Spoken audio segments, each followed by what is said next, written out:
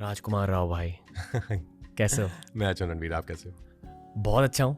पिछली बार जब मैंने आपको देखा तो तब as a podcaster I was in a very junior phase. I think you were the 13th या 14th एपिसोड एवर और अभी एपिसोड नंबर 650 तक पहुंच चुके हैं. Wow, look at your growth, but I am so happy यार. Firstly thank you. उस फेज में जितने भी लोगों के साथ पॉडकास्टिंग करी उन सारों के लिए बहुत ग्रैटिट्यूड फील होता है हमेशा. तो आप उनमें से एक हो. तो you are my first ever podcast. Thank you so much, but listen, I am so proud of you. I am so happy for you because मैं बहुत ही एविड वॉचर हूँ. Thank you. I watch almost all your podcasts, and you talk about so many things in life, and some of them are my favorites as well. So thank you for doing this. Thank you भाई. आप भी बहुत बदले हो इन सालों में. मुझे याद है कि उस शूट के दौरान ज़्यादा डीप बातें नहीं हुई थी हमारी. करेक्ट. पर एक बार आई थिंक लॉकडाउन के दौरान एक लाइव स्ट्रीम करी थी साथ में. और वहाँ आपने कहा था कि आपकी लाइफ में कुछ बदलाव आ चुके हैं. क्या था वो बदलाव? आई थिंक पेरेंट्स के जाने के बाद ना, और डेथ को इतना क्लोजली देखने के बाद वो बहुत चीज़ें बदल गई थी. मतलब पेरेंट्स की डेथ के बाद कुछ हुआ. मतलब मैं जहाँ बड़ा हुआ था, मैं बचपन से बहुत स्पिरिचुअल था. मैं उस वाले घर में था कि जहाँ गुड़गांव में, जब छोटा शहर था वो, तो जब सुबह 4:30 बजे हम लोग भजन मम्मी चलाती थी, ऑल लखा जी, नरेंद्र चंचल. तो मुझे बहुत मज़ा आता था. 4:30 से ऐसा 5:36 ये माहौल रहता था घर पे. फिर मैं रेडी होते होते थे हम सब. मैं ताइक्वांडो क्लास में जाता था, वापस आता था, तैयार होकर स्कूल जाता था. But then when I lost her, मुझे आज भी बहुत क्लियरली याद है कैसे जो मुझे एक चीज़ बहुत खटकी ना, when you die, like when someone dies, suddenly आपका नाम चला जाता है. People call you body, like I won't call, but people around will be like कि अरे बॉडी आ गई है, बॉडी को कहाँ रखना है, अरे बॉडी का मुँह इधर करो ना. And that just change something in me के like who are we, like identity क्या है हमारी.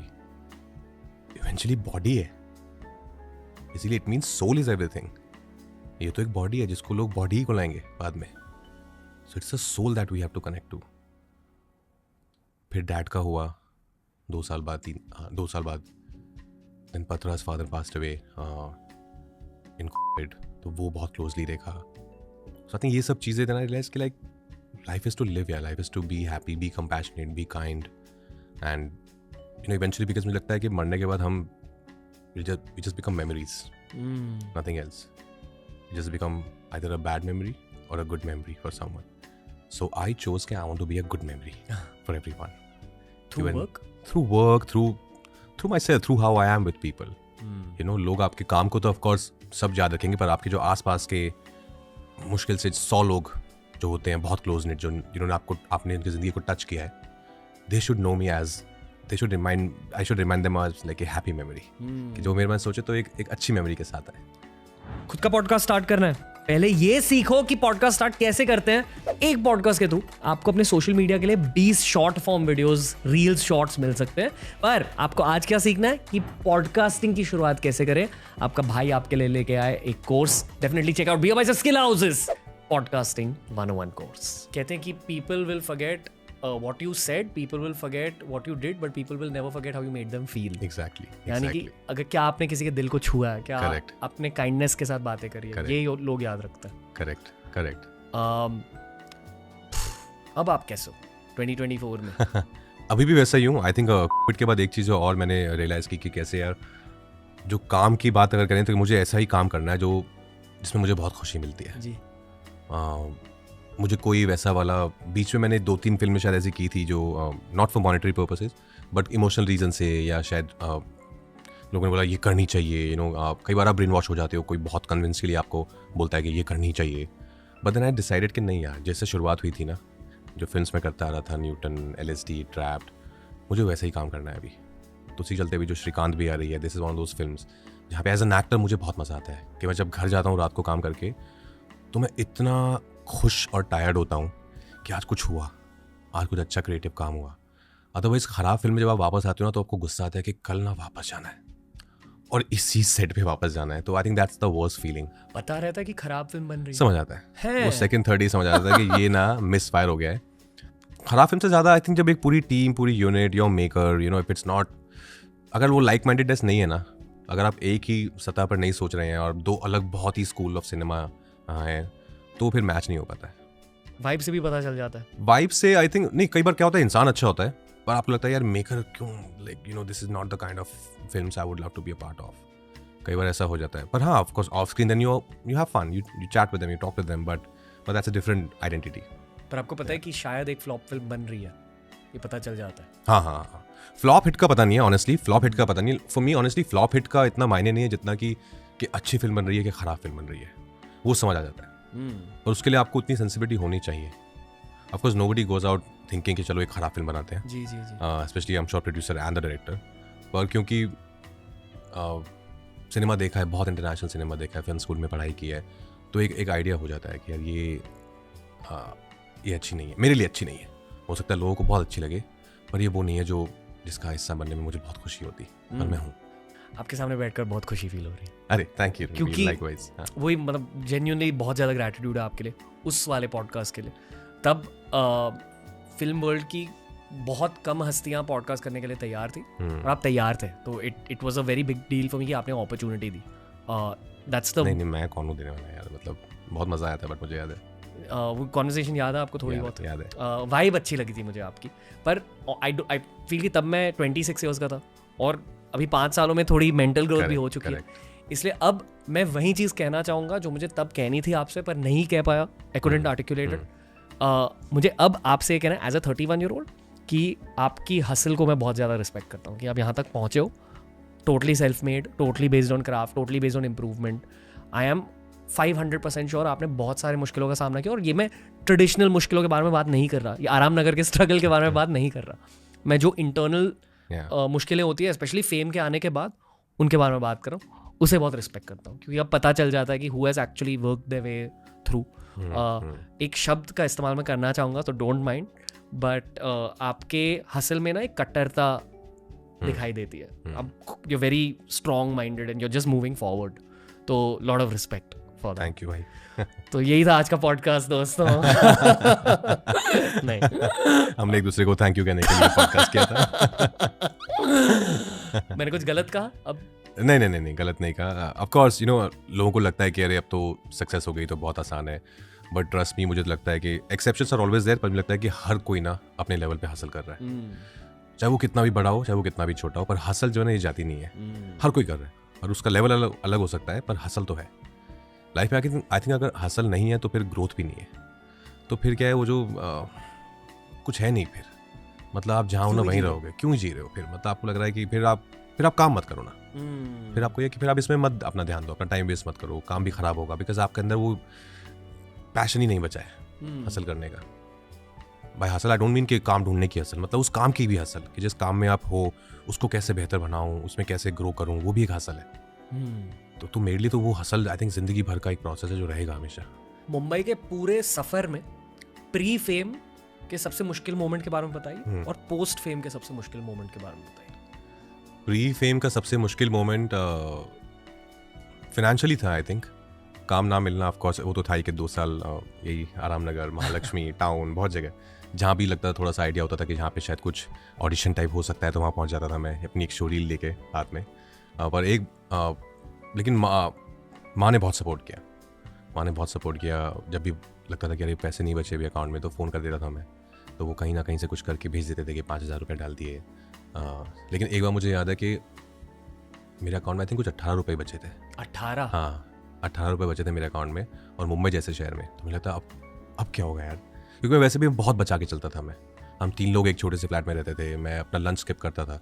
मैं एक 4 रुपये का पार्ले जी लेता था. उस टाइम को पता नहीं था कि डाइटिंग क्या होती है, तो कुछ आइडिया नहीं था कि पार्ले जी डेली नहीं खाना चाहिए. और छोटा सा या तो मैं कोई कोक या फ्रूटी का एक छोटा वाला बॉटल लेता था, वो मेरा लंच होता था. तो मेरा कुछ ऐसा 12 रुपये में लंच हो जाता था. लेकिन फिर 18 रुपये बचे थे एक दिन शाम को. और मैंने कहा आप क्या करेंगे. तो लकीली मैं फिल्म इंस्टीट्यूट से हूँ, FTI से, तो हमारी कम्युनिटी है काफ़ी, सब बहुत बैचेज़ हैं हमारे सीनियर जूनियर. तो आप किसी को फ़ोन कर सकते हैं कि यार क्या कर रहे हो, हाँ डिनर हो गया, बन गया तुम्हारे घर, मैं आ जाऊँ क्या. तो वो दिन मुझे याद है कि जब सिर्फ 18 रुपये थे अकाउंट में, और ऐसा था कि अब आज का डिनर और कल का ब्रेकफास्ट कैसे होगा. किसके घर जाते थे?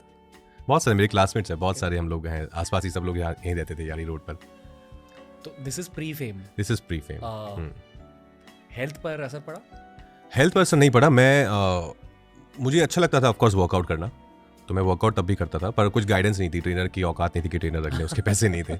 तो जो भी समझ में आता था कि हाँ बचपन से थोड़ा जो देखा था गुड़गांव में कि भैया वगैरह जिम में क्या करते हैं, तो वही करता रहता था कि मुझे लगता था कुछ करना है, घर पे नहीं बैठना है सिर्फ। या तो फिर जिम किया सुबह सुबह, या रनिंग कर ली, उसके बाद कुछ पढ़ाई की, फिर ऑडिशन दिए पूरा दिन, ऑडिशन नहीं है तो मीटिंग एटलीस्ट की जितने लोगों को मिल सकते हैं, फिर शाम को घर पहुँच के फिर अपनी एक्टिंग पे काम किया, ऑलमोस्ट हर दिन अपने आर्ट फॉर्म पे काम किया, और उससे बहुत खुशी मिलती थी। वो जो दिन का 2 घंटा मैं अपने काम को देता था ना, बिकॉज आपको हर दिन एक्टिंग करने को नहीं मिलती है उस दौरान, लेकिन जब वो 2 घंटा अपने काम को देते हो लगता है कि आज कुछ किया, इट वॉज वर्थ इट, कि आपने जिस चीज़ को आप इतना प्यार करते हो वो किया। फॉर एग्जाम्पल अगर आपको मैं बोलूँ आप 1 महीना पॉडकास्ट नहीं करो, you will miss it, right? So होगा कि नहीं यार करना है यार, this is my work, I love it. तो वो 2 घंटा 1.5 घंटा जो भी था वो डेली एक दिया हुआ था। उसके बाद वही फिर दोस्त बैठ के आज अच्छा तूने क्या किया, कहाँ क्या क्या था, किधर चल रहा है ऑडिशन, ये सब।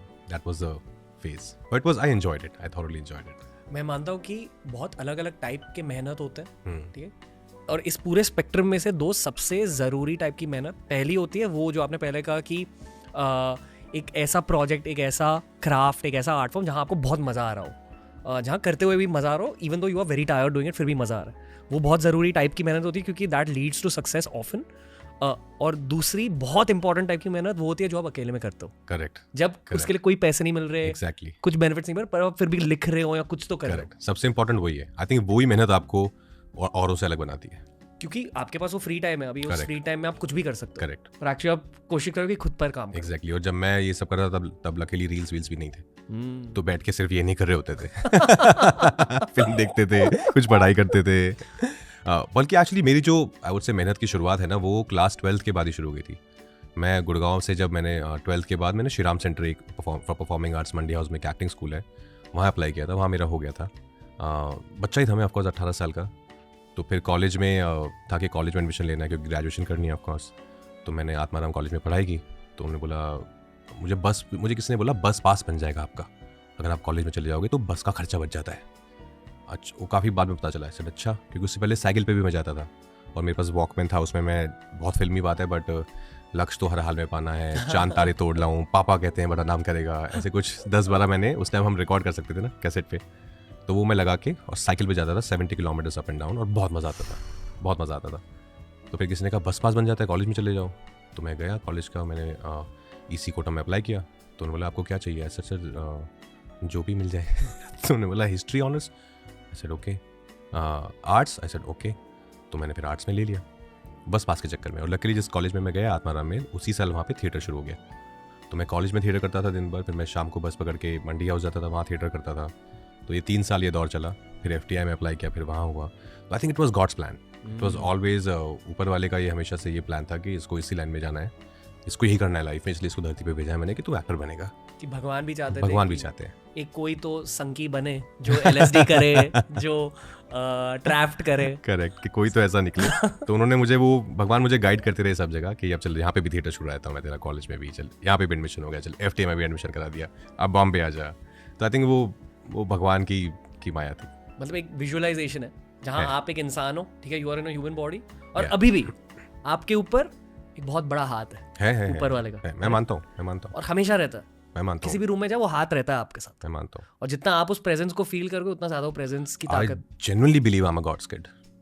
मतलब 2000% I'm a God's kid. क्योंकि सिचुएशंस की वजह से मैंने महसूस किया, मैंने देखा है कई बार मेरी ज़िंदगी में, मैंने महसूस किया कि कई बार कहीं मैं कुछ फंस गया हूँ और कुछ नहीं हो रहा है बचपन से, कि यार ये कैसे होगा, प्लीज़ भगवान कुछ करा दो, और कुछ हो जाता था चमत्कार। तो कुछ तो है, मुझे कोई लेके चल रहा है साथ में। Coming to post fame life. Post fame, I think post fame की भी हसल अलग है। उसमें जो हसल है वो ये है कि बहुत लोगों को ऐसा ये लगता है कि शायद आपको जिम्मेदारी बढ़ जाती है, you know, towards your family और एक्सटेंडेड फैमिली। गुड़गांव में मेरी फैमिली है, वो सब बढ़ जाती है। But there is this perception कि यार ये तो ना, जैसे मुझे भी लगता था जब मैं गुड़गांव में था, जो ओम शांति ओम एक सीन है कि एक्टर्स तो ऐसे उतरते होंगे और ऐसे मखमली चप्पल आती होगी नीचे और फिर आंख बंद करके जूस पीते होंगे, ऐसा कुछ नहीं होता है। We are very real people. बहुत ही रियल ज़िंदगी है, सब कुछ जैसा आप करते हैं वैसे ही हम करते हैं। हम बस अपने काम पे जाते हैं और वहाँ पे आपको कुछ लोग होते हैं जो हमारा मेकअप कर देते हैं, जो बाल बना देते हैं, फिर हम परफॉर्म करते हैं। But apart from that I can talk about myself, me and Bhadralekha, of course we live a very real life. लेकिन लोगों को ऐसा लगता है कि यार इनके पास ना बहुत होगा, मतलब, तो वो एक चीज़ से कई बार लगता है कैसे कहीं आप जाओ, कोई चीज़ अगर 200 की है 2000 की है तो बोलेंगे 5000 मान लो फॉर एग्जांपल, कह रहे सर आपसे तो आपको क्या कमी है सर, नहीं भाई है कमी कमी है कि हमारा कोर तो वही है, करेक्ट, प्री फेम कोर जिंदा रहता है। ओके, ऑल्सो नहीं, एक चीज़ और उस पोस्ट फेम स्ट्रगल में ये है कि लोग मुझे बोलते हैं अरे आपने LSD से शुरुआत की, सो डेयरिंग, सो नाइस, लाइक भाई ऐसा कुछ बुफे था नहीं मेरे पास कि ना ये वाली फिल्म है, मैंने ये चुनी, मेरे पास वही थी तो मैंने उसी में जान लगा दी। पोस्ट फेम ये है कि ऑप्शंस बहुत सारे हैं, then you have to be selective.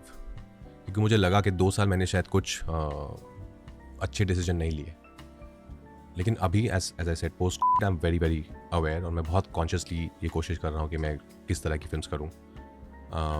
लेकिन ना कहना बहुत मुश्किल होता है, ना कहना आई थिंक हाँ कहने से ज़्यादा मुश्किल होता है। अब भी मुश्किल है, अभी भी मुश्किल है, अभी भी मुश्किल क्यों? है।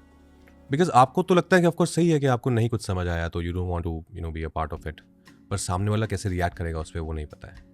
तो my process has been the same. मुझे हमेशा से मैंने यही फॉलो किया है कि बहुत ईमानदारी से सामने वाले को बता दो कि यार आप मैं अपने आप को नहीं देख पा रही हूँ, आप इस तरह की कहानी अभी नहीं आपको समझ आ रही है, और हाफ हार्टेडली आके करने का फ़ायदा नहीं है क्योंकि वो आपके लिए भी अच्छा नहीं है, मेरे लिए भी अच्छा नहीं है, फिल्म पे असर होगा। लेकिन तब भी I think I would say कि हाँ थोड़ा वो ना कहना जो है वो टफ होता है। ना कहना और फायर करना मेरे लिए 2 बहुत मुश्किल चीज़ें थी, क्योंकि मेरा दिल बहुत साफ है, आई फील आप भी इसलिए कह रहे हो, इसका दिल ज़्यादा साफ होता है, उनके लिए ना कहना ज़्यादा मुश्किल होता है, पर एक लाइफ स्किल होती है आई फील।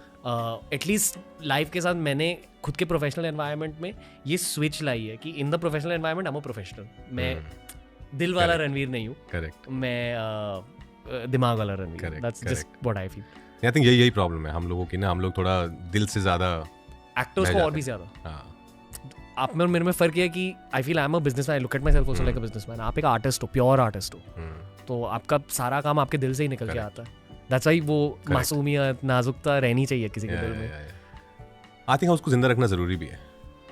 और ये मुझे उस दिन हम लोग किससे बात कर रहे थे, मैं और 2 लोग और थे, और मुझे एक्चुअली बात मुझे याद नहीं रहा किसने बोली थी, बट मैं LA में था एक बार, तो वहाँ पर किसी ने बोली थी, then I thought over it कि एक अच्छा जो आर्टिस्ट होता है ना वो अच्छा इंसान होगा ही, और वैसा वर्सा, कि मतलब अच्छा इंसान अगर है तो वो अच्छा आर्टिस्ट बनेगा। अगेन एक्सेप्शंस होते हैं, बट मैंने सोचा एक्चुअली हाँ कि जो लोग मुझे पसंद हैं अगर बाहर से देखे तो Tom Hanks, Daniel day-Louis, Meryl Streep, ये सब अच्छे लोग हैं, ये सब अच्छे प्यारे लोग हैं, इनकी एनर्जी समझ आता है आपको कि किस तरह के लोग हैं। लगा यार ये बात तो सही है एक्चुअली, अगर आपको अच्छा आर्टिस्ट बनना है तो अच्छा इंसान होना ही पड़ेगा आपको, अदरवाइज वो आपकी एनर्जी में दिखेगा, आपके काम की एनर्जी में भी दिखेगी आपको बिहेवियर। मैं एक बहुत रैंडम चीज़ कहना चाहूँगा, पता नहीं मुझे इस पॉडकास्ट में क्यों कहनी है, पर आई एम फीलिंग लाइक बचपन में ना जब भी मैं पुराने हिंदी फिल्म्स देखता था, अच्छे लगते थे पर रजिस्टर नहीं होते थे, and I don't remember watching very old, मतलब 60s 50s के Hindi films after the age of 10, मतलब दादा दादी के साथ बैठ के देखता था। पर कल रात मैंने पूरी फिल्म नहीं देखी, I saw may be like 1/6 or 1/5 of it. एक फिल्म है, गुरुदत्त की फिल्म है प्यासा, हाँ ऑफ कोर्स, बहुत एक्चुअली जेनजीज ने कम देखी है, बट इतनी ज़्यादा टेक्निकल फिल्म, इतना ज़्यादा दिमाग लगाया उस फिल्म में, ब्लैक एंड वाइट फिल्म है, कुछ लोगों को स्लो लगेगी, वो स्टोरी बहुत झट से मूव नहीं होती, but scene to scene progression, हर सीन के अंदर जूम इन कैसे होता है, मतलब एक्चुअली आई फील कि गुरुदत्त अपने दिमाग में जो वो कहना चाह रहे थे एज अ स्टोरी, वो कैमरा के थ्रू कह रहे थे। फिर ब्लैक एंड व्हाइट में आप किस तरह के फ्रेम सेलेक्ट करते हो to make it more interesting, किस तरह के कलर पैलेट सेलेक्ट करते हो आप, वो सब भी है। भारत के बारे में बताइए 50s 60s 70s 80s 90s 2000 2010s perspective से, क्योंकि हर कोई फिल्म स्कूल नहीं जाएगा। करेक्ट, जो भी आपने सीखा। आई थिंक हमने शुरुआत बहुत कमाल की थी।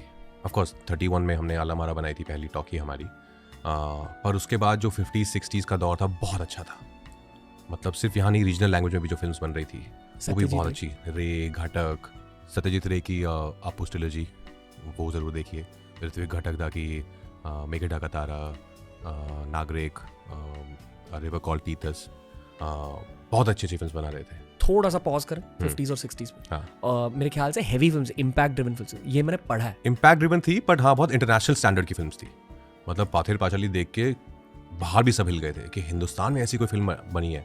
फिर ऋत्विक घटक साहब की फिल्म आई, तो ये हमेशा चलता रहता है कि हुज बेटर, घटक और रे, ये एक कंपैरिजन हमेशा रहता है। उसके बाद आई थिंक 70s भी बहुत अच्छा था। 70s में जब मनमोहन देसाई, हालांकि कमर्शियल सिनेमा था, लेकिन थी कमाल की स्टोरीज थी. यश चोपड़ा जी जो बना रहे थे, मनमोहन देसाई सर जो बना रहे थे, और एक तरफ श्याम बाबू आ गए थे, कुमार शानी आ गए थे, गोविंद निलानी जी आ गए थे, तो ये सब बना रहे थे.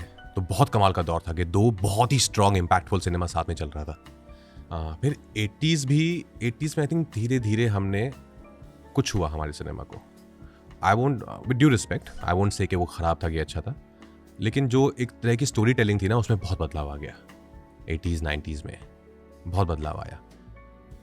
फिर हमको पता ही है वो सब फिल्म तो ऑफकोर्स हम सब ने देखी हैं 90s की, जिसपे हम बड़े हो गए हैं. प्यार वाले फिल्म. हाँ, प्यार वाले फिल्म, हीरो हीरोइन विलन कि ये जो एक फॉर्मूला होता था, इस पे हम बड़े हुए हैं. लेकिन लकीली 2000 में फिर एक नई जनरेशन ऑफ फिल्म मेकर्स आए. दिवाकर, इम्तियाज, विशाल सर, अनुराग कश्यप सर, ये सब आए, हंसल मेहता, अनुभव सिन्हा. इन्होंने सिनेमा की लैंग्वेज वापस, Ramu, I think the biggest name was Ram Gopal Verma.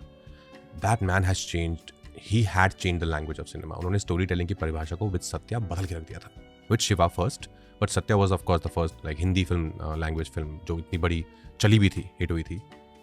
तो फिर से सिनेमा जो है हमारा 70s में जो हमने छोड़ा था ना, वो वापस आ गया था. लेकिन अब अच्छी बात क्या हुई थी कि ये सिनेमा बॉक्स ऑफिस पे भी चल रहा था, विच इज़ ग्रेट. तो आई थिंक वो अभी तक कंटिन्यूटी में है लकीली. सिनेमा मुझे लगता है कि हर 15-20 साल में बदलता है, जो कि अच्छा भी, बदलना भी चाहिए. परिवर्तन संसार का नियम है, तो सिनेमा में भी आना चाहिए. वो बदलता है, तो फिर वो सिनेमा वापस से अभी उसी दौर पे चल रहा है जहाँ पे जिस तरह की फिल्में राम गोपाल वर्मा बना रहे थे. फिर दिवाकर आए, वो अपनी एक कमर्शियल कॉमेडी लेके आए, घोसला का घोसला, ओए लकी, लेकिन अलग ही स्टोरी टेलिंग थी. LSD अलग ही फिल्म थी. फिर मोटवानी आए, उन्होंने लुटेरा और उड़ान और ट्रैप्ड. सो आई थिंक कमाल की अभी आई थिंक राइट नाउ जो स्टेट है हमारे सिनेमा की, वो बहुत अच्छी है. इस बहुत सारे यंग फिल्म मेकर सारे, हमें पता नहीं होता है, पर इंडी स्पेस इतना बड़ा है ना, इतनी कमाल की फिल्म्स बनती हैं इंडी स्पेस में, जो हमें शायद पता भी नहीं होता है. I don't know if I can of course vouch for it, but movie if I can promote, but movie is that of course that platform जहाँ पे आपको ये सब फिल्म्स देखने को मिलती हैं जो अदरवाइज नहीं मिलती हैं अमूमन बाकी प्लेटफॉर्म्स पे. तो मूवी पे बहुत सारे कमाल की फिल्म्स हैं हमारी, इंडी फिल्म्स जो हम देख सकते हैं. अब देखते हो अभी भी इंडी फिल्म्स? ऑफ कोर्स देखता हूँ. Because it helps your craft? It helps my craft. It helps me to find new exciting filmmakers. क्योंकि आगे चल के you never know, I would love to work with them कि if something किसी चीज़ ने मुझे बहुत ज़्यादा इम्प्रेस कर दिया, तो I would love to connect with that film maker कि हम साथ में कुछ कर सकते हैं क्या. अक्सर लोग ना, मतलब जनरल ऑडियंस इंडी फिल्म्स नहीं देखती अनलेस दे अंडरस्टैंड लाइक या इंडी फिल्म देखकर मिलता क्या आपको, आपके दिल को?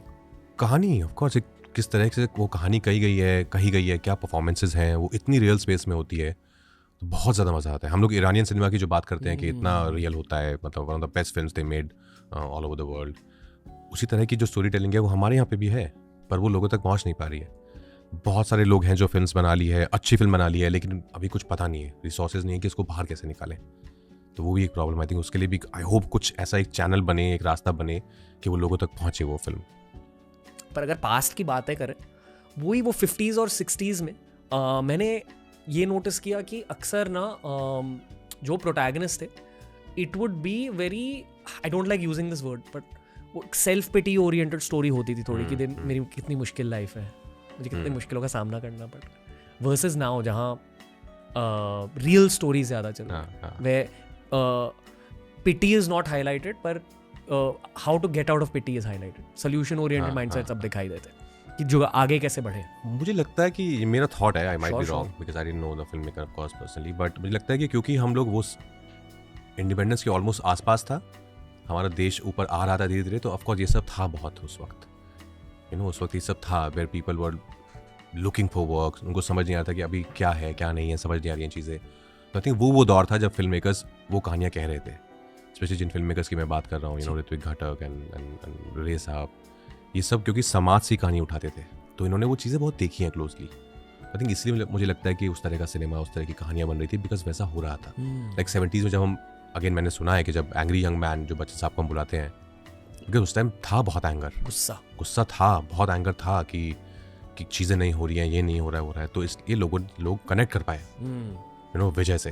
उन्होंने बहुत फिल्म में विजय का कैरेक्टर निभाया है, तो उससे कनेक्ट कर पाया कि वो अपने आप को देखते हैं उस एंग्री यंग मैन में. आई थिंक सिनेमा जो जब चल रहा होता है, जो चीज़ समाज में चल रही होती है, उससे भी बहुत कहीं ना कहीं वो इम्पैक्ट आता है सिनेमा पर भी. इसलिए अभी आप जो बोल रहे हैं, which I think again is right, कि हाँ सेल्फ पीटी है, बस सोल्यूशन ढूंढना है उसका और सक्सेसफुल होकर निकलना है, तो वही चल रहा है. थोड़ी सी एस्पिरेशनल फिल्में ज़्यादा चल रही है एस्पिरेशनल फिल्में ज़्यादा चल रही हैं क्योंकि वही आई थिंक हमारा देश वहीं जा रहा है। श्रीकांत सेम लॉजिक है, एस्पिरेशनल फिल्म है। एक लड़का जिसकी आंखें नहीं है, आई साइट नहीं है, कैसे उसने बहुत गरीबी में पैदा हुआ, बहुत ज़्यादा गरीब जो हम सोच भी नहीं सकते, उस गरीबी में पैदा हुआ और वहाँ से कैसे उसने $1 मिलियन कंपनी बनाई है। ये बहुत ही एस्पिरेशनल कहानी है। तो आई थिंक वही हमारा देश वही है अभी कि कैसे that's why people like you and so many startups now have grown. मतलब मैंने अपनी आंखों के सामने देखा है लोगों को ग्रो करते हुए, तो इसलिए ऐसी कहानियाँ अभी चल रही हैं। जब आप किसी ब्लाइंड इंसान का कैरेक्टर निभा रहे हो एज एन एक्टर, क्या आप खुद भी सीन के दौरान ब्लाइंड हो जाते हो? राइट, होना ही पड़ता है, पर आंखें खुली हुई है। But subconsciously you have to tell yourself कि मुझे नहीं दिखाई दे रहा है। कैसे? वो पता नहीं कैसे होता है, वो तो नहीं पता ऑनेस्टली, पर हाँ वो करना ही होता है। इस फिल्म में वही प्रोसेस था मेरा। मैंने डिसाइड किया था कि जिस दिन जब मैं सेट पे पहुंचूंगा और कपड़े पहन लूँगा श्रीकांत के, तो मुझे दिखना बंद हो जाएगा टिल दे से पैकअप। और ये एक मिस्ट्री है, मुझसे भी लोग पूछते रहते थे कि बिकॉज लोग मेरी हेल्प करते थे कि मुझे point A two point B अगर जाना है, थोड़ा लंबा है, तो लोग मुझे लेके जाते थे साथ में कि I would hold someone's hand, किसी का हाथ पकड़ के मैं जाता था। वो बताता था कि सर ध्यान से सीढ़ी हैं 2, तो मैं स्टेप डाउन करता था कि 2 1 में गिन के। फिर मुझे बीच में लोगों ने पूछा कि राज सच में नहीं दिखाई दे रहा है क्या? मैं सर मैं आपको नहीं बता सकता अभी, मैं फिल्म के बाद बताऊँगा क्योंकि आप ज़ोन में थे। हाँ, मुझे रहना ही पड़ेगा, अदरवाइज वो वैसे ये किरदार वैसे होता नहीं कि मैं सिर्फ एक्शन कट के बीच में अगर ऐसे एक्टिंग करूँ। और मुझे वैसी वाली परफॉर्मेंस नहीं देनी थी कि मतलब जो एक ऑब्वियस जो फर्स्ट थॉट आता है when you think of visual impaired, वो ऐसा ही आता है कि आप अगर आप बहुत ही क्लीशे सोचे तो पहले तो हम ऐसी वाली एक्टिंग करते थे, राइट? ऐसी वाली एक्टिंग भी देखी है हमने फिल्मों में और टीवी सीरियल्स में कि ऐसे ऐसे करते हैं लोग, कोई नहीं करता है ऐसा। और उसके बाद जो फर्स्ट थॉट आता है ऑब्वियस वही है कि आप शून्य में देख के और एक हल्का सा बस ऐसे ही रहते हैं, आप बिना पलक झपकाए थोड़ा सा डेड कर लेते हैं अपनी आंखों को। बट मैंने जब वक्त बिताया रियल विजुअल इम्पेयर्ड लोगों के साथ, तब मुझे समझ आया कि एक्चुअली 20 में से एक ही जना ऐसा है जो ऐसे बिहेव करता है, बाकी 19 or there was constant movement. उनकी आंखों में कांस्टेंट मूवमेंट था, फेशियल मसल में मूवमेंट था। दिन में डॉक्टर से मिला, मैंने बोला ऐसा क्यों होता है? तो उन्होंने कहा बिकॉज वो अपने आप को देख नहीं पाते हैं, this is how they feel their face. उनको लगता है कि अगर मैं किसी से बात कर रहा हूँ तो मैं भी इन्वॉल्व हूँ, तो ये फील जो होता है ना कि मैं अपना फेस फील कर रहा हूँ, वो इससे होता है। When you raise your eyebrows और there is a constant movement in your eyeballs, इससे होता है। वो एक्सप्रेस करने की कोशिश कर रहे हैं वो मसल, फिर वो मसल में आ जाता है ऑफ कोर्स आफ्टर पॉइंट। तो मुझे वो बहुत एक्साइटिंग लगा। Then I of course met Srikanth, उसके साथ बहुत टाइम्स बिताया। बहुत कमाल का लड़का है, बहुत विटी है, बहुत कॉन्फिडेंट है, हमसे ज़्यादा नॉर्मल है, स्टिक यूज़ नहीं करता है बहुत सालों से।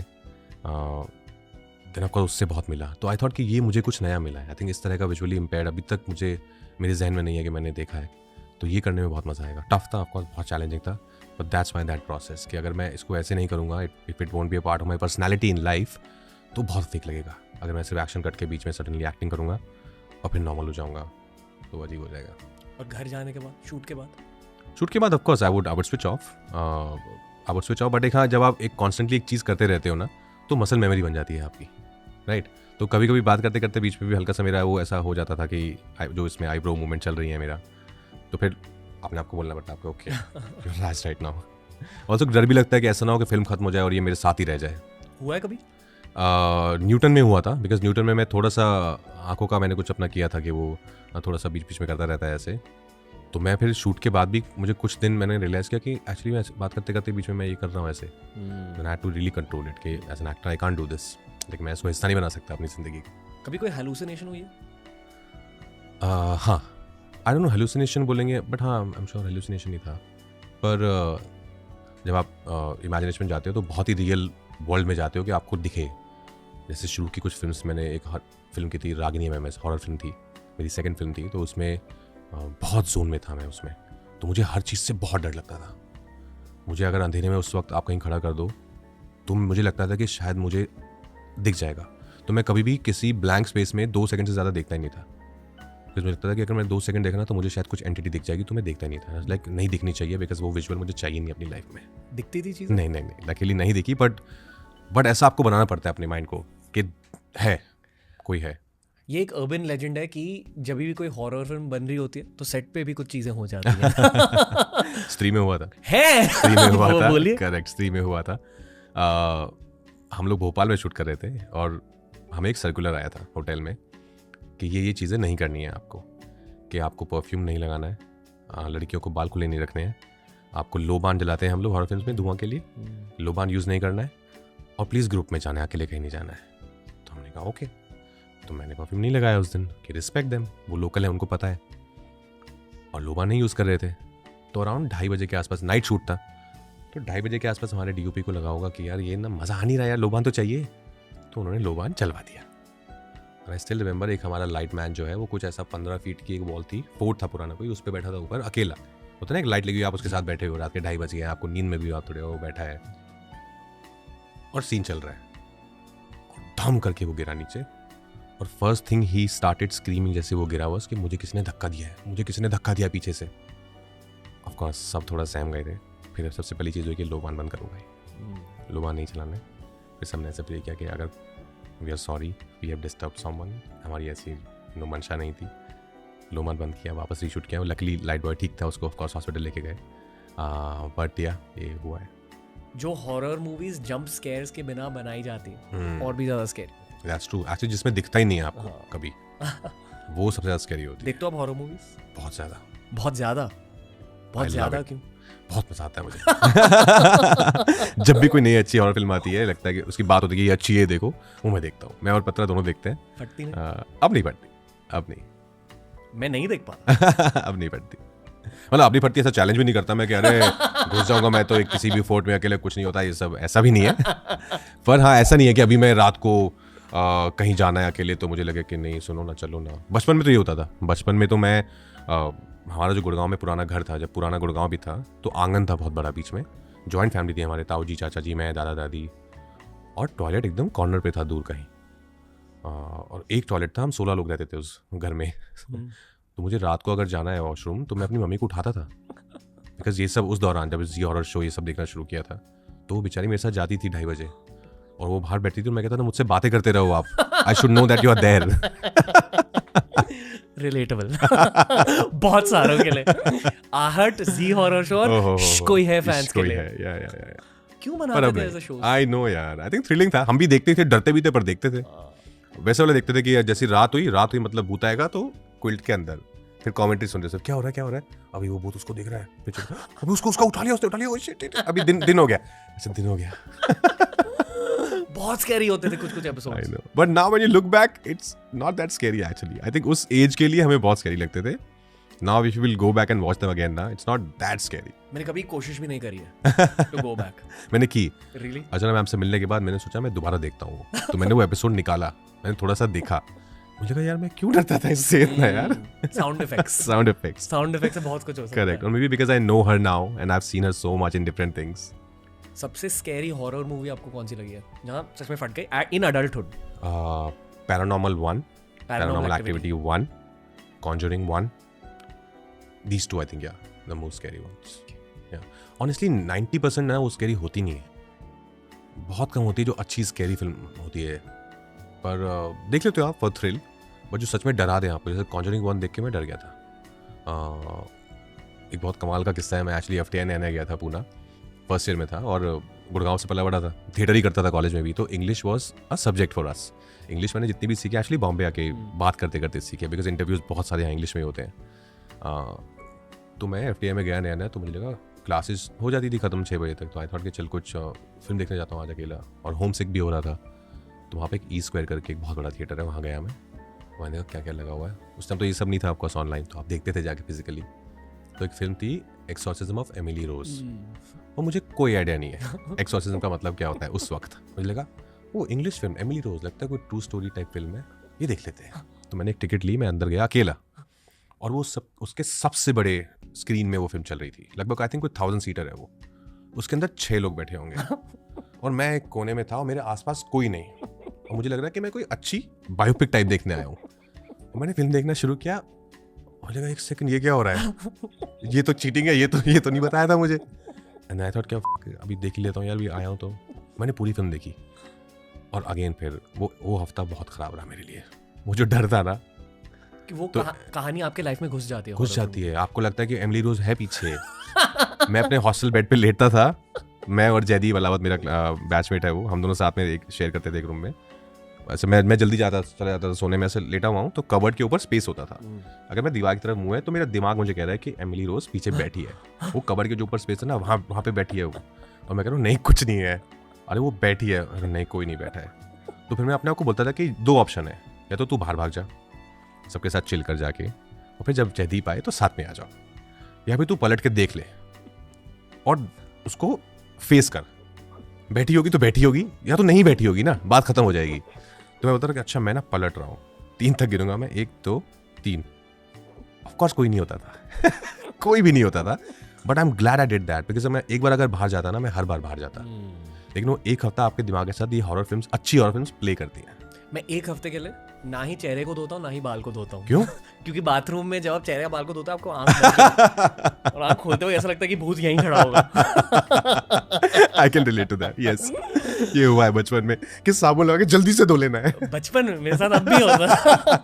मैंने गलती कर दी हेरिडिटरी देखकर. वो एक ऐसी फिल्म जहाँ कम जंप स्केयर्स है. मैंने एक्चुअली हेरिडिटरी देखी नहीं है अभी, करेक्ट, पर मैंने सुना बहुत है उसके बारे में. हेरिडिटरी को लेकर सबसे डरावनी चीज ये है कि जो एंड में विलन दिखाया गया है वो एक भूत नहीं, वो एक इंसान है. नहीं डिमोनिक एंटिटी है, डीमन है, जिसे हमारे समाज में दानव या असुर कहा जाता है. करेक्ट. ठीक है, वो एक एक्चुअल असुर है, पर वर्ल्ड की माइथोलॉजी में, वर्ल्ड की हिस्ट्री में उस डीमन का एक रोल रहा है. जैसे मतलब क्रिश्चियनिटी में चर्चेस होते हैं, जीसस क्राइस्ट की प्रार्थना होती है, उसी तरह क्रिश्चियनिटी में कहा जाता है, बाइबल में मेरे ख्याल से कहा जाता है कि सेटन भी होता है, यानी कि डेविल. करेक्ट. और डेविल के टीममेट्स भी होते हैं या असिस्टेंट्स कह लो.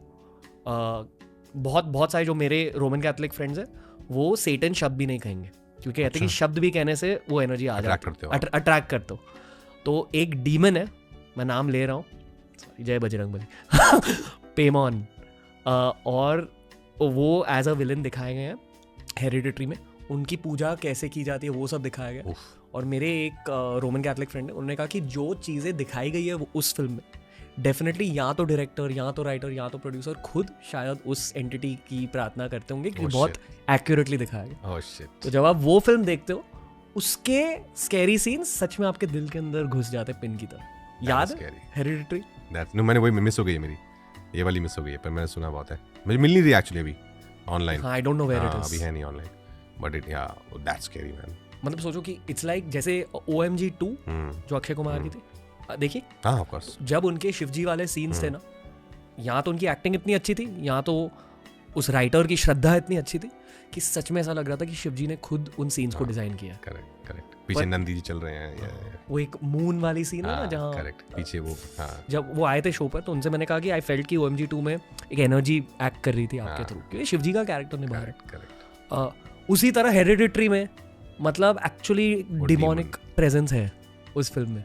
छोड़ो ये सब बातें. नहीं, बट एनर्जी तो होती है, ऑफ कोर्स. बचपन में हम सबने किया है ना वो वीजा बोर्ड. वीजा जहाँ ग्लास.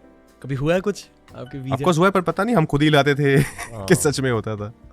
जब हॉरर मूवी कर रहे हो तो मैंने स्त्री देखी, बहुत अच्छी लगी थी मुझे स्त्री, ऑनेस्टली. डू यू फील कि आप एक्चुअली उस रेल्म की चीज़ों के साथ थोड़ा सा काम तो कर रहे हो, एटलीस्ट राइटर्स तो कर रहे हैं? यस, स्त्री आई थिंक फिर भी क्योंकि एक हॉरर कॉमेडी है तो उसमें थोड़ा सा, क्योंकि माहौल सेट पे ज़्यादातर फन ही रहता था, और उसमें क्या है, हॉरर 20% है, कॉमेडी 80% है, तो वो बैलेंस बहुत अच्छा लगा मुझे. और वो जो सब सीन्स भी हैं जहाँ पे क्लाइमैक्स में वो मेरे पास आती है और मैं ऐसे आंखों में देखा प्यार है भाई, फटी हुई कहाँ से लाएंगे प्यार, तो वो सब फनी है. तो उस टाइम डर नहीं लगता था इतना. पर यहाँ रागनी में इसके दौरान बहुत डर था. आपने अगर नहीं देखी तो आई थिंक वो फिल्म देखो आप. It's a genuinely a very slick horror. मतलब एक तो वॉयरिस्टिक फिल्म है, फाउंड फुटेज फिल्म है, तो बहुत बिलीवेबल बनाई थी चीज़ों को. लेकिन मुझे बहुत डर लगता है हॉरर फिल्म करते हुए, बिकॉज मुझे वो माइंड स्पेस ना, इट्स वेरी टायरिंग, जहाँ पे आप कॉन्स्टेंटली और always scared as a character, but of course then you are believing in it, आप उस जोन में हो, तो बहुत थका देता है आपको मेंटली. मुझे यही डर लगता रहता था, जैसे मैंने बताया पहले रागनी एमएस के दौरान, कि प्लीज़ भगवान मुझे कोई चीज़ दिखनी नहीं चाहिए, बिकॉज वो विजुअल, यू नो ना व्हाट आई एम सेइंग, वो विजुअल ना फिर वो जिंदगी भर साथ रहेगा. वो विजुअल मुझे चाहिए नहीं अपनी life. I am not saying entity साथ रहेगी, बट वो विजुअल, वो एक विजुअल मेमोरी आपके साथ चिपक जाएगी, तो मुझे वो नहीं चाहिए था. लाइफ में कोई विजुअल मेमोरी चिपकी है? बचपन में मैं एक्चुअली कभी नहीं डरा, पता है, मैं बिल्कुल नहीं डरता था, स्पेशली ये सब ऐसा हॉरर घोस्ट ये सब। मैं अभी अर्चना मैम के साथ शूट करता, अर्चना पूरन सिंह, तो मैंने उनको बताया कि आपने मेरी ज़िंदगी में ना डर ला दिया है, भूतों का डर। जी हॉरर शो आया था बहुत साल पहले, फर्स्ट एपिसोड उसका ऐसा कुछ लॉन्च टाइप होने वाला था जिसमें ये तो मैं अपने मामा के घर था, मुझे आज भी याद है, और मैं सर्दियाँ थी आई थिंक, मैं एक खाट पे अकेला कंबल बैठ रजाई ओढ़ के और मैं देख रहा था, आई थिंक मामा वगैरह भी थे साइड में, और मैंने वो देखा और उसके बाद मैं छत पे जाता था सोने, सॉरी गर्मियाँ थी, छत पे जाता था सोने, और पता नहीं क्या हुआ, मुझे लगा कि ये ना सच है, ऐसा होता है, ये चीज़ें होती हैं, भूत होते हैं, और फिर मैंने छत पे सोना बंद कर दिया। तो मैंने अर्चना मैम को बोला कि आप इतना हंसाते हो लोगों को, आपने मेरी ज़िंदगी में कितना डराया है मुझे पता है। पर आई थिंक मुझे लगता है कि more than that it's like I don't believe honestly in physical ghost, but I believe in energies. किसी स्पेस की एक एनर्जी समझ आती है मुझे। फिजिकल घोस्ट हैं कि नहीं मालूम नहीं है, मैंने कभी एक्सपीरियंस नहीं किया, लेकिन किस्से सुने लोगों से, दोस्तों से, वो जो कई बार होती है ना वो वाली रात जब आप बैठ के सब हॉरर किस्से सुनाते हो एक दूसरे को, तो उन रातों में मैंने किस्से सुने हैं दोस्तों से, और काफ़ी डरावने और काफ़ी ख़तरनाक किस्से, लेकिन मैंने फिजिकली कभी महसूस नहीं किया है। But I believe in energies. मैं किसी स्पेस में जाता हूँ तो first thing I notice is the energy. बहुत बार होता है ऐसा कि आप किसी के घर जाते हो या आप किसी ऑफिस स्पेस में जाते हो, जब आप जैसे रेंट पे घर ढूंढ रहे हो बिगनिंग में, तो हम बोलते हैं कि यार कुछ एनर्जी ठीक नहीं है इस घर की यार, and then you enter another space like ये सही है यार, सेम ही घर होगा मेनली मोस्टली, पर उसकी एनर्जी में कुछ बात है, तो आई बिलीव इन दैट। पर एक एक्टर का फर्ज ये होना चाहिए to be observational, of course, and ये ऑब्जर्वेशन का एक बहुत अनऑब्वियस फैक्टर है कि किसी इंसान से कैसी एनर्जी मिलती है और किसी स्पेस से कैसी एनर्जी मिलती है। करेक्ट उसे? एब्सोल्युटली, डेफिनेटली जहां आप शूट कर रहे होते हो आपकी परफॉर्मेंस उस जगह से भी अफेक्ट हो जाती है। एग्जैक्टली। किसी ऐसी जगह में शूट किया जहां बुरी परफॉर्मेंस निकली या सही परफॉर्मेंस नहीं निकली? हाँ, नाम नहीं लूँगा ऑफकोर्स फिल्म का, पर उसकी एनर्जी सही नहीं थी, मतलब लोगों की, सेट की जगह से ज़्यादा आई थिंक पूरा ओवरऑल जो सब लोगों की मिला के जो एक सिनर्जी थी ना, वो सिनर्जी सही नहीं थी। तो फिर आपको भी, आप भी अंदर जा नहीं पाते हो, कुछ ब्लॉक कर रहा होता है आपको, तो फिर काम भी वैसा ही होता है, तो वैसा हुआ है। Was the film a success? No. और शूटिंग के वक्त पता था? हाँ, पता था कि नहीं यार सही नहीं है, but I think it's all about energy यार। मैं बहुत स्ट्रांगली मानता हूँ, लाइक जैसे बधाई तो बनाई थी हमने, हर्ष, हम सब एक टीम, क्या सिनर्जी थी उस सेट पे, लाइक स्त्री फॉर एग्जांपल, और Newton, so many films of course, पर एक होती है, एक एनर्जी रहती है, वो पूरी टीम की साथ आती है, वो जगह लेके आती है, वो लोग लेके आते हैं, वो स्पिरिट आती है, सबके साथ एक ही रूप बन जाते हैं सब, तो उससे चीज़ें बनती हैं। टीम स्पोर्ट की तरह, exactly, collective consciousness of the full team. आपकी एक्टिंग की एबिलिटीज बहुत फाड़ू है, honestly you are a very फाड़ू एक्टर। थैंक यू भाई। वो वायरल बज़फीड वीडियो हर किसी ने देखा, पता ना, जहाँ अलग अलग, बट वो एक झलक है। Even based on your track record, आप शायद, सॉरी फॉर द लैंग्वेज, आप हमारे देश के गॉड एक्टर हो। Okay, thank you, that's the truth. जो दूसरे लोग हैं इंडस्ट्री में, आपको लगता है वो आपके साथ खुद को कंपेयर करते हैं? Because as audiences sometimes we feel that maybe people look at Rajkummar Rao as a competition. ये जो एक जेलसी वाली फीलिंग है, या you know people are thinking of you as competition, वो आपको बॉदर करती है, या you with maturity and as you gone beyond it? I am also एक 15-year टाइम स्पैन का सवाल है। करेक्ट। ऑनेस्टली मैं दूसरों के बारे में तो नहीं बता पाऊंगा यार, मतलब वो कैसे देखते हैं, पर मेरे दिल में ऑनेस्टली दिमाग में कभी कंपटीशन रहा नहीं, और उसका कारण ये है कि मुझे लगता है कि किसी भी आर्ट फॉर्म में कंपटीशन होना नहीं चाहिए। लाइक हम ये नहीं कह सकते, क्योंकि एक्टिंग, सिनेमा भी एक्टिंग भी आर्ट फॉर्म है ना, अभिनय आर्ट फॉर्म है, जैसे पेंटिंग आर्ट फॉर्म है, यू नो। आप ये नहीं कह सकते कि you know Michelangelo is a better one than Raphael, आप ये नहीं बोल सकते। तो ऐसे ही आई थिंक वो दोनों की अपनी एक अपनी कला है, ऐसे आर्ट फॉर्म में आपको नहीं, आई थिंक ऐसा हो नहीं सकता। आई थिंक जब आप वो समझ आ जाता है आपको से कि एक मैच्योर आर्टिस्ट अगर बनाएगा और एक मिकेलैंजेलो कुछ बनाएगा, तो आपको समझ आ जाएगा कि यार ये कंपटीशन नहीं है, क्योंकि मिकेलैंजेलो ही इज स्टार्टिंग आउट। पर जब दो प्योरिटी से जब दो आर्टिस्ट आते हैं ना, एक्टर की बात कर रहा हूँ मैं, तो उसमें कंपटीशन नहीं होना चाहिए. Like I can't choose if Manoj sir is better और Irfan sir is better, because वो दोनों अपनी अपनी फील्ड में बहुत कमाल है. उन्होंने जो काम किया है, इरफान सर जो काम छोड़ के गए हैं, मनोज सर जो काम कर रहे हैं या पहले किया है, वो दोनों में आप कंपेयर नहीं कर सकते कि हासिल के इरफान सर अच्छे हैं कि सत्या का भीखू मात्रे अच्छा है. दोनों बहुत अच्छे हैं अपनी अपनी जगह पे.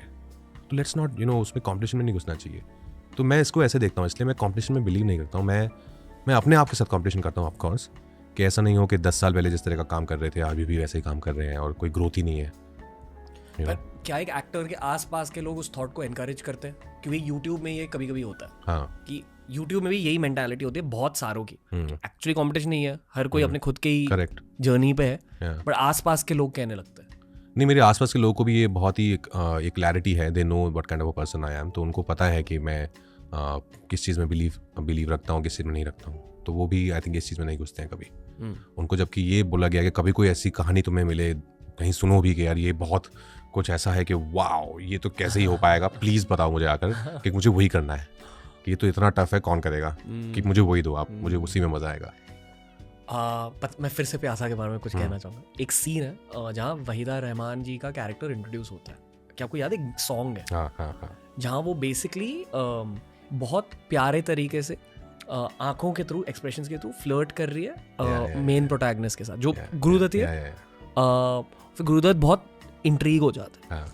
फिर आई थिंक वो फिल्म रिलीज हुई थी 1957 में. वहीदा रहमान जी का बर्थ ईयर 1938 का था. मतलब शी मस्ट हैव बीन 19 साल की. हाँ, 19 years old. पर उस लेवल की एक्टिंग बहुत क्रेजी थी फॉर अ 19-year-old. मतलब जिस तरह के उनके एक्सप्रेशंस थे, मतलब इतने ज़्यादा एक्सप्रेसिव आंखें. मेरा सवाल यह है कि उस फेज में जो 19-year-olds थे वो ज़िंदगी बहुत ज़्यादा देख लेते थे, या अब ज़िंदगी ज़्यादा देखने को मिल रही है? मतलब बेसिकली उनके एक्टिंग टैलेंट के बारे में आई स्टार्टेड थिंकिंग, क्या कुछ लोग ब्लेस्ड एक्टर्स होते हैं? हाँ, कुछ लोग of course, some people are just blessed, बहुत नेचुरल होते हैं कुछ लोग. मुझे लगता है कि अब ज़िंदगी कम देखने को मिल रही है लोगों को. फ़ोन की वजह से? फ़ोन भी एक बहुत बड़ा रीज़न है उसके पीछे. बहुत बड़ा रीज़न है कि आपकी ज़िंदगी वो इंस्टाग्राम और इन सब के बीच में ही रह गई. वहीं आप ज़िंदगी देख रहे हो. ट्रैवल, अपने देश में ट्रैवल करना कितना इंपॉर्टेंट है, ये बहुत ज़रूरी है. स्पेशली अगर आप एक्टर हो तो आपको देखना पड़ेगा. अगर आपको कल को एक किरदार मिल गया जो बनारस से है, आपको पता ही नहीं है बनारस, आपने सिर्फ यूट्यूब और इंस्टाग्राम पे बनारस देखा है, तो आई थिंक वो अच्छा है. अगर आपने डिसाइड कर लिया मुझे एक्टर बनना है, तो start travelling. Take out 20 cities, villages. और हमारे देश में इतनी खूबसूरती है, आपको इतनी कमाल की जोग्राफी है, तो ट्रैवल करना बहुत इंपॉर्टेंट है. दुनिया को देखना बहुत ज़रूरी है, बिकॉज वही एक्सपीरियंसेस हैं जो आपको आपकी स्पेशली एक्टिंग में जो काम आते हैं. पर्सनैलिटी इवॉल्व करेक्ट करना एक एक्टर का वही फर्ज है. करेक्ट. पर्सनैलिटी, ऑब्जर्वेशन, ज़िंदगी को बारीकी से देखना, पास से देखना. मतलब वही लोगों के साथ रह के, कि आपको अगर पता ही नहीं है कि ट्रेन में आप अगर जाओगे 3 दिन ट्रैवल करके तो कैसा लगता है, कि जब आप उतरते हो उस 3 दिन बाद उस ट्रेन से, तो आपको पता ही नहीं है कि आपकी बॉडी एक्चुअली शाम तक आपको पता भी नहीं था, ऐसा लगता है आपको हिल रही है शायद अभी. मेरे साथ हुआ था ये फर्स्ट टाइम जब मैं गया था, तो मुझे लगा था कि मैं बैठे बैठे भी अभी भी मेरी बॉडी हिल रही है. ये 2 दिन हुआ मेरे साथ, क्योंकि ट्रेन में कॉन्स्टेंटली 3 दिन आपकी बॉडी ऐसे हिल रही है. तो ये सब बातें आई थिंक महसूस करना, फील करना, सीखना, देखना बहुत इंपॉर्टेंट है if you want to be an actor. Unless you only want to play city girl और अ सिटी बॉय जो आपने ज़िंदगी जी है. पर हमारे देश में अगर फेम चाहिए of the highest level which everyone wants, तो आम इंसान को जानना बहुत ज़रूरी होता है. एग्जैक्टली. ये थोड़ा सा बोरिंग सवाल है, क्योंकि आई एम श्योर आपको 1000 बार पूछा गया है, पर ये मैं एक बहुत ह्यूमन तरीके से पूछ रहा हूँ. आप बोर्ड हो जाते हो ये नेपोटिज्म एंगल को लेकर, पॉडकास्ट कॉन्वर्सेशंस में भी, पर ऑल्सो आपकी इंडस्ट्री में भी. क्या कहना चाहिए? Do you actually get bored of being asked this question? I think जब ये बात शुरू हुई थी तब लोग पूछते थे. अभी तो आई थिंक इतना इस पे बात नहीं होती है. बट मुझे ये भी लगता है कि अभी मेरा पहले भी यही आंसर होता था कि somebody who is deserving should get it. और आई थिंक अभी लोग भी इतने काफ़ी स्मार्ट हैं, लोग भी, उनको भी समझ आता है कि if somebody is not deserving ना, वो ज़्यादा मौका देंगे नहीं. और प्रोड्यूसर भी आफ्टर अ पॉइंट अगर 3, 4, 5, 6 नहीं हो रहा है कुछ, तो उनको भी समझ आएगा कि यार you know what, actually maybe he और she is not meant for it. तो अभी वो वक्त वो वाला है कि आप maybe you have some benefits of coming from a film family, पर आपको अगर काम नहीं आता है तो फिर वो ज़्यादा चलेगा नहीं. विच आई थिंक इज, अब उसमें कुछ शिकायत मैं कर नहीं सकता हूँ कि उनको काम मिले ही क्यों, अब है फैमिली से, उस फैमिली से तो क्यों नहीं मिलेगा. But I think if you want to do this, if you want to be an actor, then come prepared also ना. आपसे पार्ट्स छीने गए या इसी की वजह से. एज अ ह्यूमन आपको कैसा लगता है? एज आई सेड, एक तो मैं कर्मा में बहुत बिलीव करता हूँ और मुझे मैं बहुत ही पॉजिटिव हूँ in life, very positive in life. तो मुझे उस एक सेकंड के लिए ऑफकोर्स उस एक मोमेंट के लिए ख़राब लगता है, कुछ टाइम तक ख़राब लगता है, but then I move on. तो like yeah maybe it was not meant for me. या ये सब ऊपर वाले की लीला है. या और फिर वो फिल्म बनी भी नहीं एक्चुअली. ये हुआ है. हाँ. ओके. तो मुझे लगता है कि हाँ ठीक है, अभी चलो. ओके.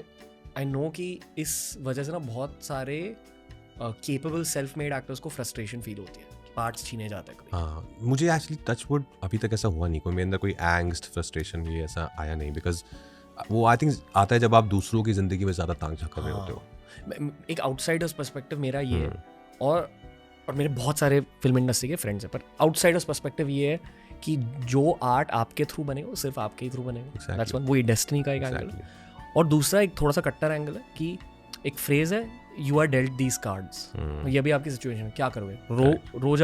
रोने लगोगे, फ्रस्ट्रेट हो जाओगे, या हैंडल करोगे and you will move forward. Correct. तो एक वो जो मैंने आपको स्टार्ट में कहा ना, जो कि कट्टरता दिखती है आप में कि you just constantly move forward, इसका भी एक एंगल है कि just brush it of, dust it of. You can't control everything. Can't control everything. That is true. And वो ये सब शुरू होता है जब आप दूसरों से अपने आप को कंपेयर करना शुरू कर देते हो कि यार उसको फिल्म मिल गई, दो मुझे नहीं मिली, उसकी चल गई मेरी नहीं चली, और ये फिल्म तो मैं ज़्यादा अच्छा कर लेता ये कैरेक्टर. पर क्यों? आपके पास भी आ जाएगा. नहीं है अगर, और अगर है तो जो है उस पर फोकस करो.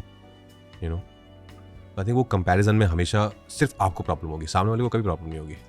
वो आप ही कुड़ोगे, आप ही अंदर से जलोगे, फ्रस्ट्रेट होगे, एंग्स्ट आएगी, your energy will become weird. आप फ्रस्ट्रेट हो रहे हो बैठे बैठे, काम में दिखेगा. So don't compare yourself to others. I think English आपने सीखी क्यों?